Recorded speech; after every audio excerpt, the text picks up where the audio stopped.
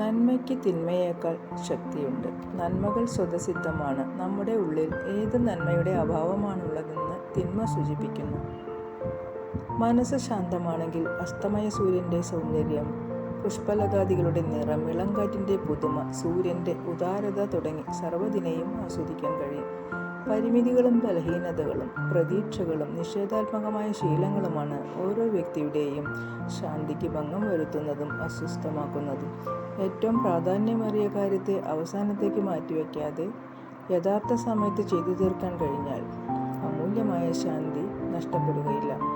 വിവേകമുള്ളവർ ലക്ഷ്യത്തെ മുൻനിർത്തി ജീവിക്കുന്നതുകൊണ്ട് അവരുടെ ഓരോ കർമ്മവും അർത്ഥവത്തായിരിക്കും. കാരണം സമയമല്ല അവരെ നിയന്ത്രിക്കുന്നത്, പകരം അവർ സ്വന്തം ദിശ തിരഞ്ഞെടുക്കുന്നു.